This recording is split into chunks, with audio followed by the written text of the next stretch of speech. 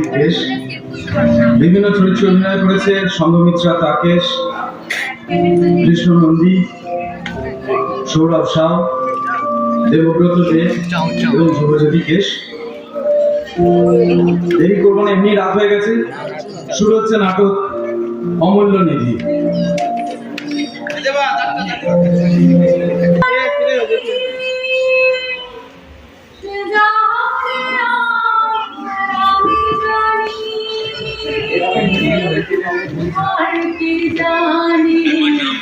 মনের কথা যার ভাবে মরেছি মাথায় আমি, যার ভাবে মরেছি মাথায় সে জানে আমি যাচ্ছি দুঃখের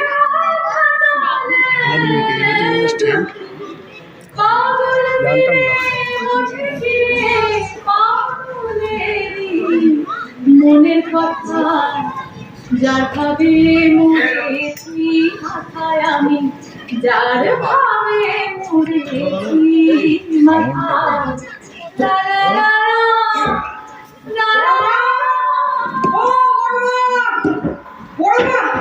এই দেখো জেঠুর কাগজে তোমার ছবি দিয়েছে। আমার ছবি? আরে বাবা কবে আর বলছি কি, এই দেখো না নিচে কত কি লিখেছে দেখো। ওই দেখি দেখি তুমি কাগজে কি করবে? এ ভাই আমি কি আটকে করতে এসেছি তোমাকে এটা ভেবেছো? আপনারা তখন থেকে বলছি এটা বুঝ করে দিয়েছি, বলছি চলছে না। কাজে যদি কি? কাজেই তো যাচ্ছিলাম, গুষ্টির কাজ বাকি পড়ে আছে। আজ আমার বুধবার, হাটে যেতে হবে। হ্যাঁ হ্যাঁ ভালো কথা। এই পেনটা দেখে না, এরকম একটা ভালো পেন কিনে আনবে, বুঝলি? আর তোর সাদা কাগজ পুড়িয়ে গেছে, একটা ভালো সাদা কাগজ আন। যা। ঠিক আছে। নিজের কাজগুলো করো সেরা।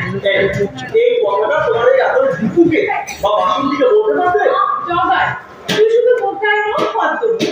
আচ্ছা ওদের দুজনকে যে ইচ্ছে করে আমি একটু আশকারা দিয়ে বলছিস না, সব জানিস, সব হিংসে করিস, লজ্জা করে না? যা, অনেক বেলা হয়ে গেছে, এবার আর কিচ্ছু পাবি না বাজার থেকে। কি আনে? আচ্ছা ঠিক আছে, যাচ্ছি। হাট হাট, ওই কাগজটা একটা ছাপা হয়নি, ওই হাট খোলা গেলে আমি অনেক পাবো। আমি দিনেই করতে পারবো। আরে কবে যাও না, কাগজটা আমাকে দিয়ে। এই তো বড় মা, আমি পড়ে শুনেছি। আমাকে দিয়ে পরে করবি, আগে আমার হাতে থাক।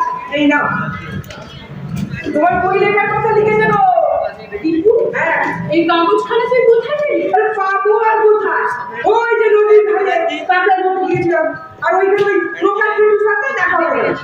আর আমাকে ওই দেখতে পেয়ে চুপ করে এটা ধরিয়ে দেবো। তুমি যাই বলো বড় মা, তোমার ছবিটা কিন্তু মোটে ভালো যাবে না, কেমন একটা কালি থাকবে না। বেশ বেশ, আমি কিনে দেবো, তুই যা হাত দিয়ে পড়তে বসে। আচ্ছা বেশ ঠিক আছে। কাজটা তুমি ভালো বুঝে না, কাজটা মোটেই ভালো হবে না। আমার মধ্যে মাঠ আছে আর পাগল পাগল কাঠ ফাটানো। আছে অনেক কুটির বাড়ি, শ্যামসোহাগী ফুলের চারা, দরজা আছে মেঘের সমান, জানলা মোটে একটি, অনেক অনেক গান ঢুকে যায়। কি ব্যাপার, বাইরে এমন রঙিন গোধূলি, অথচ তোমার আকাশ এমন মেঘাচ্ছন্ন কেন? কাজটা তুমি ভালো করনি প্রকাশ। কেন গো, আমি তো শ্যামল কান্তি দাসের কবিতা থেকে কোট করলাম। হ্যাঁ, একটু এডিট আমি করেছি, আমি কবিতার কথা বলছি না। কিন্তু আমি তো কবিতার কথাই বলছি। কাজটা রাখো তো। এটা কি করেছো তুমি? কোনটা বলো তো? এই দেখো। ও এটা, এই বিষয়ে তোমাকে বেশি না ভাবলেও চলবে। বিষয়টা আমাকে নিয়ে, আর আমি ভাববো না। কি দরকার, এই যে দেখো, আমরা তো আকাশ বাতাস নিয়ে কত কথাই বলি, তা সেই নিয়ে তারা কি কিছু ভাবে বা কিছু বলতে আসে? দেখো প্রকাশ, আমি তোমাকে অনেক বার প্রচার করার মতো কোনো কাজই আমি করছি না। তাছাড়া আমার আগে এই কাজ অনেকে করে গেছে, আর তারা প্রত্যেকেই আমার নমস্কার। হ্যাঁ, তারা প্রত্যেকে আমারও নমস্কার। তাদের কাজকে আমি সদা সর্বদা কুর্নিশ করি। তাহলে তুমি যে কাজটা করছো বা করতে চাইছো, সেখানে তুমি প্রশংসা করতে পারবো না, কারণ তাদের কাজের সঙ্গে তোমার কাজের কিছুটা হলেও ফারাক রয়েছে। দেখো, রবি ঠাকুর লালন সাহেব গানকে মানুষের সামনে তুলে ধরেছিল। উপেন্দ্রনাথ ভট্টাচার্য বাংলার পপুলার তাদের গান নিয়ে বিস্তর গবেষণা করে গেছে। আর আমি এমন কোনো মহৎ কাজ করছি না প্রকাশ। আমি শুধুমাত্র লালু আর তার সমসাময়িক বাউল কবিদের কাজের একটা বিশেষ দিক মানুষের সামনে তুলে ধরার চেষ্টা করি। কিন্তু কেউ যদি না না না, এর মধ্যে কোনো কিন্তু থাকার কথা নয়। দেখো প্রভা, আজকে পৃথিবীটা একসময় ফুটন্ত তেলের মতো টকবক করে ফুটছে।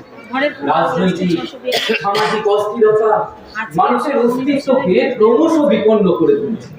আর এইরকম এক অস্থির সময়ে দাঁড়িয়ে তুমি যদি লালন বা তার সমসাময়িক বাউলদের জীবন দর্শন নিয়ে কিছু করতে চাও, সেটা খুব ভালো কথা।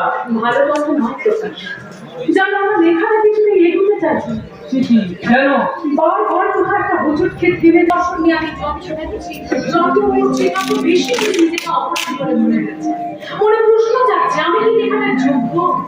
যে দর্শনকে আমি মানুষের সামনে তুলে ধরার চেষ্টা করছি, আমি নিজে তার কতটা মিলে চলতে পারছি বলবে? আবার সেই পুরনো কথা। দেখো প্রভা, ওগুলো তোমার অতীত, ওগুলোকে মন থেকে মুছে ফেলো। সবকিছু কি মন থেকে মুছে ফেলা যায়? যায় না জানি, তবে মুছে ফেলতে হয়। দেখো, এই অতীতটা যেমন তোমার কাছে সত্য, বর্তমানটাও ঠিক তেমন ভাবে সত্য। তাহলে তুমি এই বর্তমানের সত্যকে আঁকড়ে ধরো আর সামনে এগিয়ে চলে। যাতে যে বস্তুটা একটা ফাঁক থেকে যায় প্রকাশ, বর্তমানের ফাঁকদের মাঝে মধ্যে আমাদের কালো অতীতটা কি মানে, আর তার মধ্যে তুমি যদি এইভাবে আমাদের 5 জনের হাতে উন্মুক্ত করে দাও। দূর, কি উন্মুক্ত করার কথা বলছে? ওই একটা ছোট নিউজ যা বলে। যত ছোট বা আঞ্চলিক পত্রিকায় হোক, তার সার্কুলেশন কিন্তু কম না। এই নিশ্চিতপূর্ণ বটে, আমি 4-5টা জেলার এই দক্ষিণের বারান্দার একটা ভালো সার্কুলেশন আছে। কি আছে তো? হ্যাঁ, তা আছে। আমি সেই জন্য ভয় পাচ্ছি প্রকাশ। আমি চাই না আমার পরিচয় এই নিশ্চিন্তপুর ছাড়িয়ে বাইরে কোথাও পৌঁছে যা, এটা আমি চাইছি। এই তো, এবার তুমি নিজেই নিজের কথার কন্ট্রাডিক্ট করছো। দেখো, তোমার লেখা পড়ে মানুষ তার মানসিক শান্তির পথ খুঁজে পাবে, এটাই তো তুমি চাও। চাই বইটা বের হলে মানুষ আমার লেখা পড়ুক, কিন্তু আমি নিজেকে 5 জনের সামনে আনতে চাইছি। সবাই আমার লেখা পড়ে আমার দর্শনটাকে জানবে প্রকাশ, কিন্তু আমাকে না। সত্যি সত্যি প্রভা, আমি না মাঝে মধ্যে তোমাকে ঠিক বুঝে উঠতে পারি। তুমি তোমার চারদিকে কিরকম যেন একটা রহস্যের দেয়াল তুলে রেখে দিয়েছো। কিছুটা রহস্য বোধহয় চিরটাকাল অন্তরালে থাকাই ভালো। যাকে দাও কি বলতো? ও ভুলে গেলে আজকে যে লালন সাহেব গানগুলো আমার ও এনেছি তো, আর এই ব্যাগে আছে। তুমি শুভ শুভ শুভ দাও দাও দাও মানে জীবনে নাটকের স্টেজে থাকে আমি একদিন ওরা দেখিলাম তারে বাড়ির পাশে আর সেথায় এক পরশে বসত করে। আমি একদিন ওরা দেখিলাম তারে গেরাম গিরে অগাধ পানি। এই যে শুনছেন? ও মশাই, শুনছেন? হ্যাঁ হ্যাঁ, বলুন বলুন। স্বয়ংপ্রভা সান্যালের বাড়ি কি? হ্যাঁ, আমি স্বয়ংপ্রভা সান্যাল। যাক, তাহলে ঠিক জায়গাতে এসে পৌঁছে গেছি। কিন্তু আপনি কি? স্বয়ংপ্রভা সান্যালের সঙ্গে আমার একটু দরকার আছে, ওনার সঙ্গে দেখা করতে। হ্যাঁ, সেই জন্যই তো জানতে চাইলাম আপনি কি, আপনার নাম? আপনি বোধহয় আমার কথাটা ঠিক বুঝলেন না। আমার বলতাম স্বয়ংপ্রভা সান্যালের সঙ্গে আমি ওনাকে সমস্ত কথা তুলে দেবো। আমি বলেছি আমি স্বয়ংপ্রভা সান্যাল, যা বলার বল। আমি মানে আমার নাম হচ্ছে মোল্লা। আচ্ছা আচার্য? আচার্য মানে? না, মানেটা আমি কিছু না। আমার বাড়ি কেতুগ্রাম, আমার বাবার নাম সুবিনয় আচার্য, আর আমি মোল্লার আচার্য। প্রকাশের সুবিনয়ের ছেলে মোল্লার আচার্য। আপনি মানে তুমি সুবিনয় আচার্যের ছেলে? ওই কেতুগ্রাম হাই স্কুলের পাশে যার বাড়ি, নিখিলেশ আচার্যের আরে ছেলে? বাপরে, আপনি তো দেখছি আমাদের সম্বন্ধে অনেক খোঁজ খবর রাখেন। হ্যাঁ, আমি সেই সুবিনয় আচার্যের দ্বিতীয় পক্ষের স্ত্রীর একমাত্র সন্তান। What is surprise! Nothing surprise. আপনি আমার মাকে চিনবেন না? আমার বাবাকে ছেড়ে চলে আসার 6 মাসের মাথায় আমার মাকে আমার বাবা বিয়ে করেছেন। এনিওয়ে, সেসব পুরনো কথা বলে তো এখন আর কোনো লাভ নেই। আর আপনার ঠিকানাটা আমি পেয়েছি, এই একটা দক্ষিণের বারান্দা। ও, ওটা আমারই সম্পাদনা, এখান থেকে প্রকাশিত। তার মানে আপনি জ্যোতিপ্রকাশ গোস্বামী? উনি পাবে। আপনার জন্য এতদিন পর আমি এই ভদ্রমহিলার সন্ধান পেলাম। আমি কি ফর্মালি আপনাকে একটা থ্যাঙ্কস জানাতে? না মানে আপনাদের মতো মানুষদের বাড়ি সব জানালে খাটো করা হয় তো। না, ওসব ফর্মালিটির কথা থাক। তা তুমি এখানে কি মনে করছো? সে কি আপনি এত কথা জানেন না, এটা জানেন না যে আমি কেন এখানে এসেছি? নো প্রবলেম, উনি জানেন, জিজ্ঞেস আচ্ছা, করে দেখুন। তুমি যে সুবিনয়ের ছেলে বলছো তার কোনো প্রমাণ আছে তোমার কাছে? জানতাম জানতাম আপনি জিজ্ঞেস করবেন, আর সেই জন্য এই দেখুন, আমার বাবার সঙ্গে তোলা আমার একটা ছবি। আমাকে বেশ ভালোই চেনা যাচ্ছে, তাই না? আমার সম্বন্ধে আরো কিছু জানতে চাই না, না, তার আর কোনো প্রয়োজন হবে না। আচ্ছা, আমি কি আপনাকে একটা প্রশ্ন করতে পারি? পরে। আচ্ছা, উনি কি মানে আপনি কি ওনাকে বিয়ে করেছেন? না, উনি আমার ভালো বন্ধু। আমার একটা বিশেষ কাজে উনি দীর্ঘদিন আমাকে সাহায্য করে আসছেন। দীর্ঘদিন সাহায্য করে আসছেন, নিজের সমস্ত কাজকর্ম ছেড়ে ছেড়ে। ইন্টারেস্টিং। কি বলতে চাইছো তুমি? কিছু না, ইনফ্যাক্ট আপনাদের পার্সোনাল লাইফ নিয়ে আমার কোনো মাথা ব্যথা নেই। তাহলে এখানে এইভাবে ছুটে এলে কেন? আস্তে আস্তে গলা নামিয়ে কথা বলুন, আমার সঙ্গে চড়া গলায় কথা বলবেন না প্লিজ। আর খুব ভালো বন্ধুত্ব চড়া গলা হওয়া উচিত নয়, কি বলেন? স্বয়ং প্রভা দেবী ওরফে আমার বাবার প্রথম পক্ষের স্ত্রী। Well, তোমাকে ভদ্রভাবে জিজ্ঞাসা করছি, তা তুমি ঠিক কোন উদ্দেশ্য নিয়ে এতটা রাস্তা ছুটে এসেছো সেটা জানতে পারলে খুশি হতাম। এই কি সুন্দর লাইনে চলে এসেছে। শুনুন, বেশি ধারাই পানে আমার ভালো লাগে না। স্ট্রেট জানাতে এসেছি যে আমাদের বাড়ির একটা অমূল্য সম্পদ আপনি ছেড়ে নিয়ে চলে এসেছিলেন, কি তাই তো? যদি সত্যি হয় কি করবে তুমি? কিছু না, বাবা বলেছিলেন যে আপনার সঙ্গে যদি কোনোদিন আমার দেখা হয় তাহলে আমি যেন সেটা ফেরত দিয়ে যাই, আর সেটা করতে এসেছি। তো তোমার বাবা নিজে না কেন? না, কি করে আসুন, কি করে আসুন? বাবা তো এখন কি বলছো? সুবিনয় নেই? 3 মাস হয়ে গেল। এই কি হয়েছিল? সেরিব্রাল টানা 3 দিন হাসপাতালে বিছানায় শুয়ে থাকতে থাকতে। আর তোমার নাম? আপনি তো দেখছি আমাদের সম্বন্ধে কোনো খবরই রাখেন না, আমি কারোর সম্বন্ধে- আমার মা তো সে আমার কোন ছোটবেলাতে। যাকে আমার বাবা যখন এই হাসপাতালে বিছানায় শুয়ে একটু একটু করে কোমার দিকে চলে যাচ্ছিল না, সেই সময় উনি 4-5 বার আপনার নাম নিয়েছে। কি অদ্ভুত, তাই না?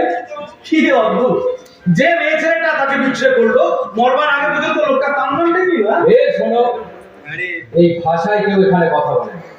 ও, এই ভাষায় এখানে কেউ কথা বলে না বলে না। তো কি ভাষায় কথা বলে? হিব্রু? শুনুন, ওই ফালতু ফুটেজ খেয়ে আমার কোনো লাভ নেই। আমাদের বাড়ির মাটা আমাকে দিয়ে দিন, আমি এখান থেকে নিয়ে চলে যাই। ব্যাস। তুই এই ভদ্রলোককে আমার পুকুর পাড়ের ওই খালি ঘরটা দেখে আজ রাতটা ওইখানে। না না না না না না না, রাত কাটাবার জন্য আমি এখানে আসিনি। আর অহেতু আমার জন্য কাউকে খাটাতেও আমার খুব একটা। আমি কারোর কথা ভেবে কথাগুলো বলছি না। তো? চাইলে এখন তুমি কোথাও ফিরে যেতে পারবে না, কারণ এখন কোনো বাস নেই। আর এখানে হোটেল লজ কিছু পাবে না, তাই আমার ওই থাকার বেশ, জায়গাতে। বেশ। আপনার কথাটাই না হয় থাকে, আমাকে তো আমার জিনিসটা বুঝে নিতে হবে। কিন্তু ম্যাডাম, কেতুগ্রাম থেকে কলকাতা হয়ে এতটা পথ বুঝিয়ে এসেছি, এখন বুঝতেই পারছেন যে খালি হাতে কোন ছকবাজির চেষ্টা করেন সেটা কিন্তু মোটেই ভালো হবে না। এই মোল্লার আচার্যকে কিন্তু আপনি চেনেন। চল চল। ও তুমি কে গো? ও বুঝেছি, বড় মা এই জগাইদারের বদলে তোমাকে কাজে রেখেছে। কি করে জানো, এই জগাইদারটা খুব বাজে, খালি আমাকে বকে। বড় মা আমাকে বলেছিল একটা ভালো কাজের লোক পেলে ওকে তাড়িয়ে দেবে। যা, তুমি চলে যেতে খুব ভালো হবে। এসো। আচ্ছা, তুমি আমাকে বউ করেছো? হ্যাঁ, তুমি এই জগাইদারের মতো আমাকে বউ করেছো? হবে না, হবে না, বউ করেছো? কি করে? আসুন আসুন। বড় মা, তুমি আমাকে ভালো করে বুঝিয়ে। বড় মা, বড় মা, কি হয়েছে তোমার? বাড়ির কাছে আর শিবগো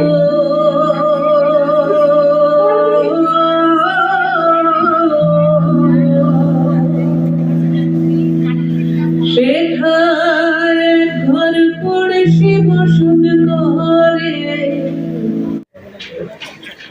জগাইদাদা? ও জগাইদাদা? ও জগাইদাদা? বল। বলছি ওই লোকটা দেখো। আমি বলতে পারছি না। সে কি বড় মা তোমাকে বলেনি? আমি কিন্তু জানি না। তুই কি জানিস না? ওই লোকটাকে বড় মা তোমার মতন কাজে রাখবে। হ্যাঁ গো, বড় মা আমাকে বলেছে। এই হচ্ছে না তোর দোষ, সব ব্যাপারে হাত ধরা একটা স্বভাব দাঁড়িয়ে গেছে। শোনো শোনো, একটা কাজের কথা বলি, শোনো। বলছি, ওই লোকটা না একদম ভালো নয়। তুই কি করে বুঝলি? আরে বাবা, একটু আগে ওই জানালাটা দিয়ে, হ্যাঁ, 4-5টা উঁকি মেরে দেখছি। এতেই লোকটা খারাপ হয়ে গেল। আরে বাবা, লোকটা যদি খারাপ না হয়, ও ঘরে চলে যাওয়ার সময় বড়মা কাঁদছিল কেন? হ্যাঁ? তো সব তোর নাম তোর? আমার নাম দীপু, আর আমার দিদির নাম বাসন্তী। আর ওই স্বয়ংপ্রভাষণ নাম কে হয়? বড় বাবা। বড় মা, নিজের মা নয়? বর্মা আমাদের সবাইকে নিজের ছেলের মতোই ভালোবাসে। তাহলে তোমাদের বড় মা ভালোবাসতেও জানেন। আচ্ছা জগাই, তাহলে এদের নিজেদের বাবা মা সব কোথায় থাকে? এদের বাবা মা উপন্যায় বসে গেছে, তারপর থেকেই আমাদেরকে সবাই আশ্রয় দেয়। ও আচ্ছা, বেশ। আমার যেটা প্রয়োজন সেটা বোধহয় তোমাদের এই তপবনে মিলবে। আপনি চা খাবেন? চা দুধের সাথে ভুলে মেটাবো? বেশ ভাই, এক কাপ চা করতে বল বাসন্তী। আচ্ছা, ঠিক আছে। দিদি, এ দিদি, এক কাপ চা। আচ্ছা আপনি ওখানে গিয়ে বসুন, আমি চা পাবো। না এটা বেশ ভালো লাগে, দুধটা বড্ড ঘুমোট লাগে। তবে তোমাদের এখানকার সব ব্যবস্থা কিন্তু খুব ভালো, জানো? ব্যবস্থা বলতে থাকার জায়গা, একটা বাস, রানিং ওয়াটার, ইলেকট্রিসিটি সব কিছু মিলিয়ে একটা দারুণ ব্যাপার। তোমাদের এই নিশ্চিন্তপুরের মানুষ অতিথি আপ্যায়নটা বেশ ভালোই করতে জানে। দেখুন নিশ্চিন্ত করে আর কোথায় কি হয় বলতে পারবো না, তবে এখানে বড় মা যেমনটি নির্দেশ দেন আমরা তেমনটি পালন করি। আচ্ছা তবে তোমাদের এই বড় মা কি কাজকর্ম করে? আরে বড় মা কাজ করতে যাবেন কেন? তার জন্য তো আমরা আছি। না না সেটা তো বুঝলাম, কিন্তু এই যে তোমাদের মতো এতগুলো বাচ্চা বাচ্চা সব লালন পালন করতে হবে, তার থেকে খরচা আছে, সেই খরচাটা কোথা থেকে আসে? দেখুন এটা একটা ছোটখাটো খামার বাড়ি, সারা বছর শাক সবজি চাষ হয়, দুটো পুকুর আছে, মাছ চাষ হয়, তারপরে তো গরু ছাগল হাঁস মুরগি। মারবে না, মারবে না, মারবে না। এই ভদ্রমহিলার ব্যবসায়ী বুদ্ধির প্রশংসা না করে থাকা যায় না। জগাই দাদা, চা হয়ে গেছে। চা হয়ে গেছে? আচ্ছা ঠিক আছে, তুই কথা বল, আমি নিয়ে আসছি। বলছি তোমার নাম মোল্লা? কে বললো বড় মা? না, ওই জগাই দাদা বলেছে। জগাই দাদা? ওই আপনার লোকে তো দাদা। আর ওকে সবাই জগাই দাদাই বলে। ও আচ্ছা। আচ্ছা, ওই মোল্লার মানে কি? মল্লার মানে মল্লার হলো একটা রাগের নাম। রাগ। এমন আমার কোথায় হয়? এটা কোনো মানুষের রাগ নয় রে, এটা একটা গানের রাগ, বুঝেছিস? আরে ধুর, কানের আমার রাগ হয় নাকি? হয়, এটা হলো বর্ষার রাগ, বৃষ্টির রাগ। সেই বলছো গান, আবার বলছো বৃষ্টি। আপনার চা? হ্যাঁ ও চায়ের দুধ মিষ্টি সব ঠিক আছে তো? করতে কে বানালো? বাসন্তী বড় মার হারা খুশি। আচ্ছা আচ্ছা আপনি চা খান, আমি বরং দুপুরে খাইয়ে নিয়ে আসি। একবার ঘুমিয়ে পড়লে আর টেনে তোলা যাবে না, সারাদিন ধরে হই হুল্লোড় করে বেড়াই তো। এই যে কি খাবে চলো? যাবো না তুই। এই দেখো দেখিনি, এখন যাবো না মানে? আরে আমার নতুন লোক এসছে, গল্প করবো। আচ্ছা, নতুন অতিথি। এখন গল্প করতে হবে না, চলো চলো। আরে ভালো লাগে না, আরে বাবা, খাওয়া দাওয়া করবো। আর পরে আসি, yes, কথা বলবো।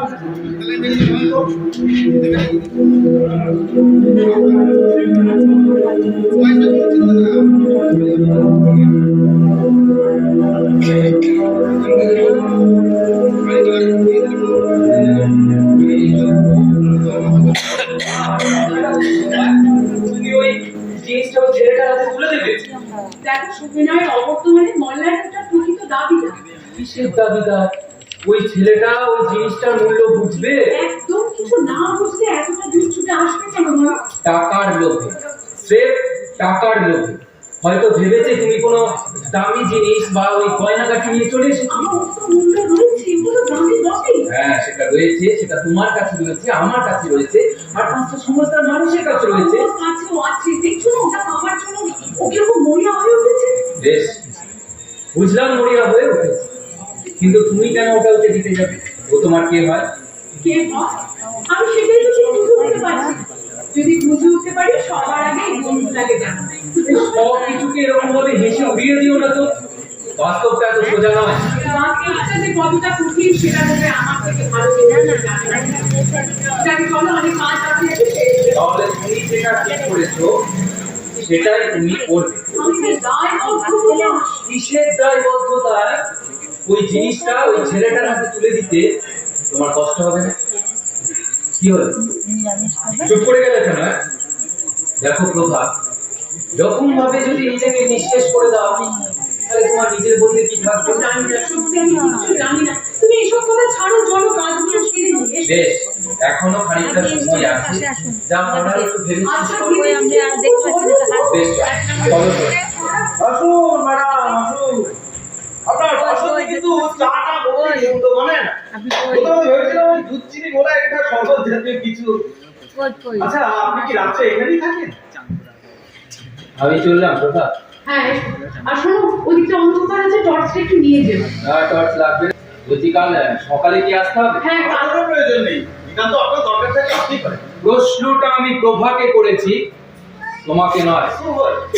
আপনার উত্তর পাওয়ার দরকার ছিল পেয়ে গেলেন বাস, আবার কি? আমি এলাম। আপনি কোথায় আমার ঘরে। আরে আমার জিনিসটা নিয়ে যান কি বলছো এখন রাতের বেলা? আরে নিজের জিনিস বুঝে নেবো তাতে জিনিস না রাতে কি আছে বলুন তো আপনি আমাকে জিনিসটা দিয়ে রাখুন, সকালে আলো ফোটার সঙ্গে সঙ্গে আমি এখান থেকে ফুটে যাবো। ব্যাস। সরি বললা, একটা প্রশ্ন না করে আর থাকতে পারলাম না। বলুন। আচ্ছা তুমি জানো ঠিক কোন জিনিসের সন্ধানে তুমি এই এতটা রাস্তা ছুটে এসেছো? আগে মালটা হাতে পাই, তারপর জানতে পারবো। ও মানে সুবিধা তোমাকে এই ব্যাপারে কিছু বলেনি তাই তো? না, ডিটেলসে কিছু বলেনি, শুধু বলেছিল যে আমাদের বাড়ির একটা অমূল্য সম্পদ আমি হাতে পেয়েও ধরে রাখতে পারিনি, প্রভা সেটা ফাঁকি দিয়ে নিয়ে চলে এসেছে। ব্যাস এইটুকু?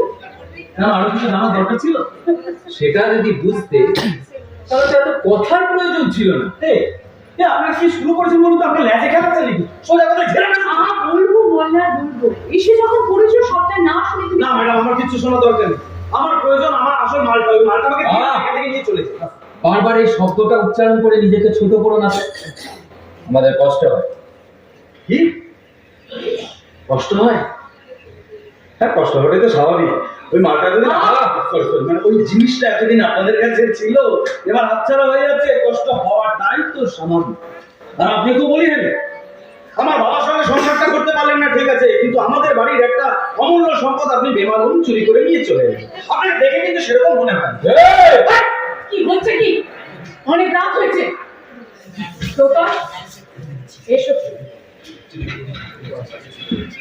তো রান্না হয়ে গেছে? অনেক শোনো, আমাদের এখানে রাত্রি কেউ খুব একটা বেশি জেগে থাকে না। যাও খাওয়া দাওয়া করে শুয়ে পড়ো। কারণ ম্যাডাম খাওয়া দাওয়া পরে হবে, আপনি কিন্তু এই কথায় সেই কথায় আসল কথাটাই চেপে যাচ্ছেন। আপনি আমার কাছে ক্লিয়ার করে দেন তো, আমার বাবার কাছ থেকে আপনি ঠিক কি জিনিসটা নিয়ে এসেছেন? শোনো মোল্লা, তোমার বাবার কাছে একটা দুটো জিনিস আমি এনেছিলাম। প্রথমটা হলো তার প্রতি আমার সেই সময়কার তীব্র ভালোবাসার টান। আমার বিশ্বাস আমি চলে আসার পরও বাকিটা জীবন আমার অভাব তাকে প্রতিনিয়ত তাড়িত করেছে। হ্যাঁ, তোমার মায়ের কথাটা মাথায় রেখে বলছি। আর দ্বিতীয়টা? দ্বিতীয়টা যদি বলি একটা গানের খাতা, বিশ্বাস করবে? কি গানের খাতা? আর কিছু না? না, আর কিছু না। প্রায় 70টা লেখা গান, যেটা লাল শালু দিয়ে মোড়া একটা পুরনো বাঁধানো খাতা। কার খাতা? ফকির পাঞ্জুসার নাম শুনছো? না। লালু শাহ মৃত্যুর প্রায় 25 বছর মানুষটা লালনের সুযোগস্থান পূরণ করে রেখেছিল। মানুষটা আরবি ফার্সি উর্দু জানতেন, সুফি মতবাদ সম্পর্কে প্রচুর গান লিখে গেছিলেন।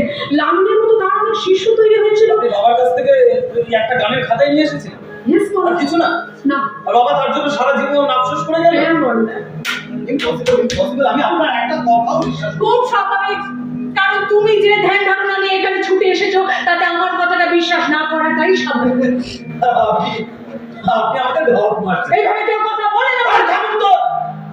একটা সামান্য গানের খাতার জন্য কেউ সারা জীবন এভাবে আফসোস করে না। আপনি কি ভেবেছেন আমাকে ভুল ভাল বুঝিয়ে যাবেন আর আমি এখান থেকে একটা ভালো মানুষের মতো মুখ করে চলে যাবো, তাই তো? শুনুন ম্যাডাম, আমি আপনাকে আজকে রাত্রে সময় দিচ্ছি। আজকে কাল সকালে আপনি আসলি জিনিসটা আমার হাতে তুলে দেবেন। না, আমিও দেখিয়ে দেবো ওটা কিভাবে আদায় করতে হয়। আমি দেব না। আমি দেখবো।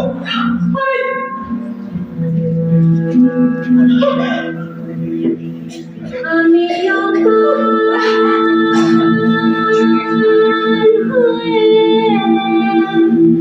বসে আছি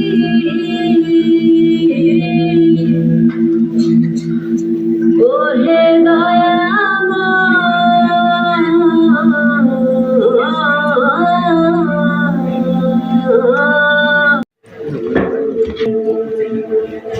আমি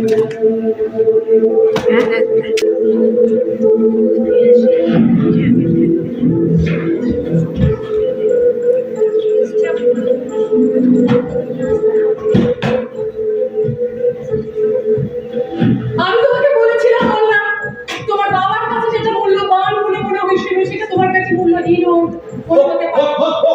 মূল্যহীন হোক বা মূল্যবান হোক সেটা আমি বুঝে নেবো। নিশ্চয়ই বুঝে নেবে, কিন্তু আমার তুমি এতটুকু বিশ্বাস করতে পারবে রাতের অন্ধকারে এইভাবে আপনি বিশ্বাস করার মতো কি করেছেন? আপনি বিশ্বাস করার মতো কি করেছেন? আপনি কি ভেবেছেন আপনার প্ল্যানটাকে বুঝতে পারেন? প্ল্যান ওই গুড্ডা নাগরটার সঙ্গে আপনার সমস্ত কথা হয়ে গেছে। রাতের অন্ধকারে আপনার চাকর কি যেন নাম, ওই জগাইকে দিয়ে ওই রাত্রি ভাড়াটা অনেক দূরে কোথাও পাঠিয়ে এখনো তোমাকে সুবিধায় ছেলে বলে দিব্যি চেনা তোমরা কথা ঘোরাবে না তো, যান ভেতরে যান, ওই জিনিসটা নিয়ে নেই। একটা কথা কেন বুঝতে পারছো? এত সহজে জিনিসটা নিয়ে দিলাম বলে সঙ্গে করে আমি নিলাম না। খাতাটার জন্য স্বজন হারিয়েছি, খাতাটার জন্য বেশ একটা খাতার জন্য আপনি সবকিছু হারিয়েছেন। সামান্য গানের খাতা, তার জন্য কি না কি সামান্য? কোনটা সামান্য? কি সামান্য? এই শোনো, তুমি এর মূল্য না বুঝলেও আমি বুঝি। সুবিধায় বুঝতো আর বুঝবে ভারতের প্রজাতন্ত্র বিধান। পুরাতত্ত্ব বিভাগ? Yes, I mean exactly what I say. এই খাতাটার জন্য ওরা অনেক দাম দিল মনে, অনেক দাম।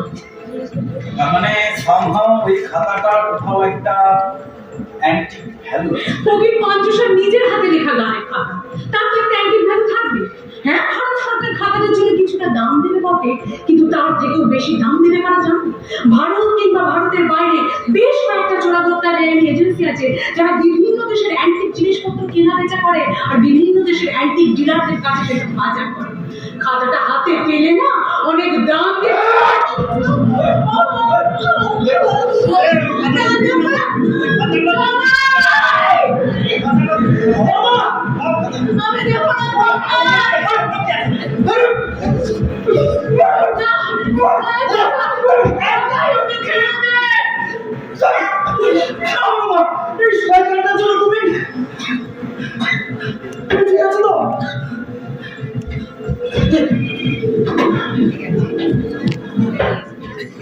কি করতে চাইছিলে তুমি? আমাকে খুন করতে চাইছিলে না? আমাকে মেরে ফেলে তুমি খাতা